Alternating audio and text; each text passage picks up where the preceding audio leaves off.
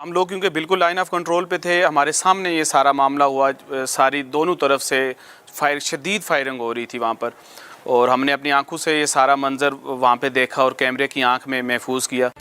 پاک فضائیہ نے 2 بھارتی طیارے مار گرا کر اپنی دھاک بٹھا دی۔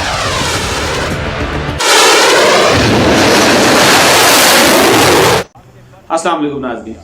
آج 27 فروری ہے اور آپ سب جانتے ہیں کہ 27 فروری 2019 کو کیا ہوا تھا، کیسے ابھینندن کا جہاز مار گرایا گیا تھا۔ اس پر بات کرنے سے پہلے میں آپ کو بتاؤں کہ ہم لوگ وہاں پہنچے کیسے، یا میں لائن آف کنٹرول پہ اس وقت کیسے موجود تھا سمانی سیکٹر میں۔ ہوا یوں کہ آپ کو پتا ہے کہ جیسے 26 فروری کو شدید فائرنگ ہو رہی تھی پورے آزاد کشمیر میں، تمام لائن آف کنٹرول پہ ہر جگہ پہ شدید فائرنگ کا جو سلسلہ تھا وہ چل رہا تھا۔ ہم لوگ 26 فروری کو رات کے تقریباً 10 بجے اسلام آباد سے نکلے۔ ہمیں کہا گیا کہ آپ جائیں اور کوٹلی میں کافی سارے زخمی ان کو آپ نے کور کرنا ہے، جو انڈین آرمی کے فائر سے سویلین وہاں پہ جو زخمی ہوئے۔ تو جب ہم صبح تقریباً 4 بجے کوٹلی پہنچے، وہاں پہ ایک ہوٹل تھا بازار میں کھلا ہوا، اس پہ کچھ پولیس والے بیٹھے ہوئے تھے، ان سے بات پاس ہم بھی گئے، انہوں نے ہمیں چائے آفر کی، چائے پی ہم نے۔ اس کے بعد انہوں نے ہمیں بتایا کہ جو نارمل زخمی تھے وہ تو فرسٹ ٹریٹمنٹ کے بعد یا فرسٹ ایڈ کے بعد یہاں سے واپس اپنے گھروں کو بھیج دیے گئے، اور جو سیریس لوگ تھے انہیں سی ایم ایچ راولپنڈی منتقل کر دیا گیا۔ تو انہوں نے ہمیں کہا کہ آپ ایسا کریں، آپ کھوریٹا چلے جائیں، وہاں پہ شاید آپ جو ہاسپٹل ہے وہاں THQ، تو وہاں پہ شاید آپ کو کوئی زخمی مل سکے، ان کے لواحقین مل سکے، وہاں پہ لوگ لائے گئے تھے۔ ہم وہاں سے نکل گئے، ہم لوگ کھوریٹا پہنچے، وہاں پہ ہمیں پتہ چلا جی کہ سیریس جو لوگ تھے وہ وہاں سے بھی راولپنڈی منتقل کر دیے گئے، جو نارمل لوگ تھے جنہیں ہلکے پھلکے زخم تھے تو انہیں واپس گھروں کو بھیج دیا گیا۔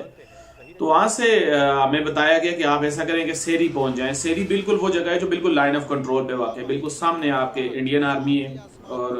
آپ بالکل ان کی چہل قدمی دیکھ سکتے ہیں، بالکل لائن آف کنٹرول کے اوپر ہے۔ وہ فرسٹ ایڈ بنائی گئی ہے، جب کوئی فائرنگ کے تبادلے میں سویلین زخمی ہو جاتے ہیں تو انہیں وہاں پہ لایا جاتا ہے اور فرسٹ ایڈ دی جاتی ہے۔ ہم صبح تقریباً 7:45 وہاں پہ پہنچے۔ جب میں نے اس بازار سے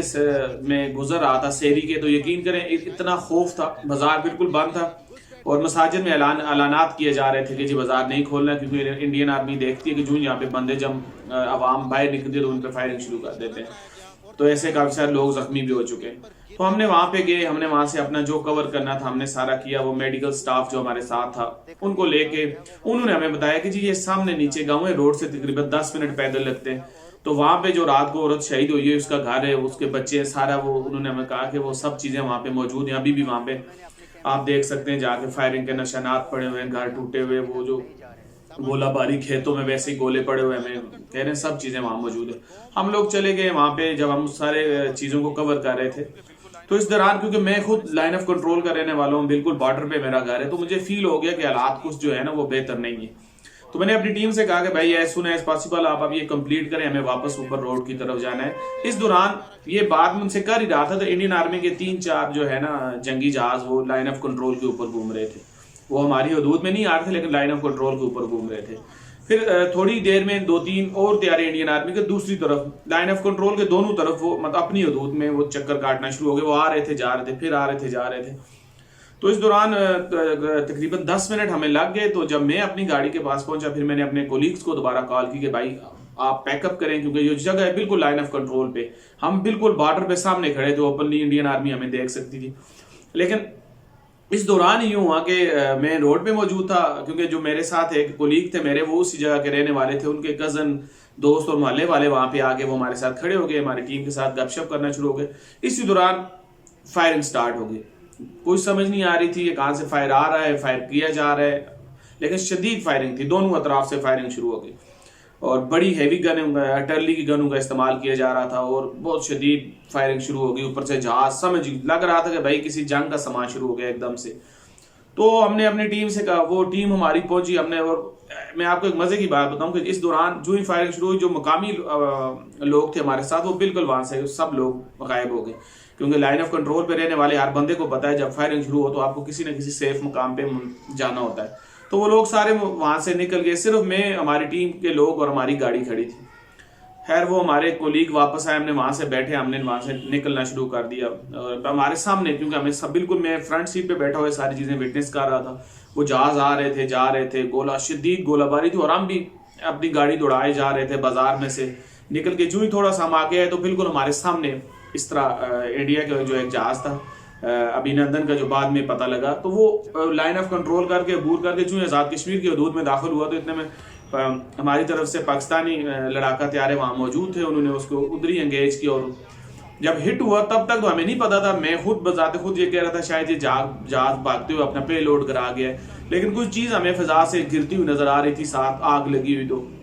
ہمارے جو کیمرہ مین تھے انہوں نے اس کو کیپچر کیا، اور وہاں سے 3-4 منٹ جو ہم وہاں کھڑے ہوئے، یہ ہمیں بھی پتا ہے، ہماری ٹیم کو پتا ہے کس خوف میں، کس ڈر میں ہم لوگ وہاں پہ موجود تھے. میں شاید وہ ڈر اور خوف اس طرح فیل نہیں کر رہا تھا، کیونکہ میں خود لائن آف کنٹرول کا رہنے والا ہوں، یہ میری روٹین تھی، میں نے اپنی لائف میں یہ سب کچھ ہوتے ہوئے دیکھا ہوا تھا. لیکن وہ ہم نے کور کیا، وہاں سے ہم سیف جگہ پہ نیچے آئے. تھوڑا وہاں پہ آ کے جب میں نے فوٹیج کو چیک کیا، میں نے کہا یار یہ تو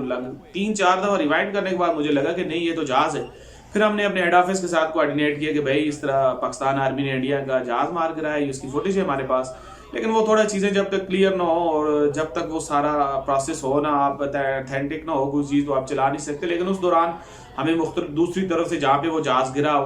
مقامی لوگوں نے آ کے ہمیں بتایا کہ بھائی یہاں پہ تو جہاز گر چکا ہے انڈین آرمی کا، اور یہ سارا پروسیس ہے. پھر وہ خیر چیزیں چلی، میڈیا میں دکھایا گیا، پوری دنیا میں انڈین آرمی کا وہ جو ہوا ان کے ساتھ وہ ساری دنیا تک پہنچایا گیا.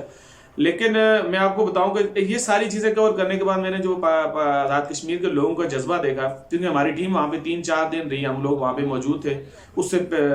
پہلے کے وہاں پہ موجود تھے 27 فروری کے.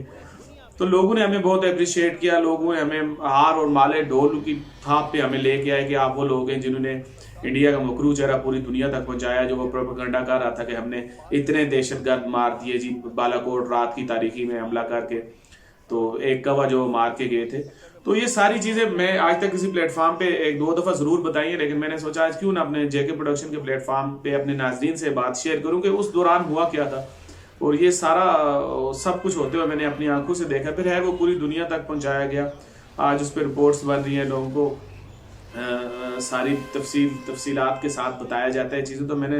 اس لیے آج اپنے دوستوں سے شیئر کی کہ یہ سب ہوتے ہوئے انڈین ابھینندن کے جہاز کو ہٹ کرنا، پھر اس کا جہاز کا گرنا، یہ سب کچھ میں نے اپنی آنکھوں سے دیکھا وہاں پہ لائن آف کنٹرول پہ بیٹھ کے. تو میں نے آج یہ سارا جو سٹوری تھی میں نے کہا آپ دوستوں سے شیئر کروں، جو میں نے خود اپنی آنکھوں سے دیکھا ہوا، آپ لوگوں کو بتاؤں کہ ایکچوئل میں اس دن 27 فروری کو ہوا کیا تھا. تو اجازت دیجیے، اللہ نے کے بعد ہمارے سامنے یہ سارا معاملہ ہوا، ساری دونوں طرف سے شدید فائرنگ ہو رہی تھی وہاں پر، اور ہم نے اپنی آنکھوں سے یہ سارا منظر وہاں پہ دیکھا اور کیمرے کی آنکھ میں محفوظ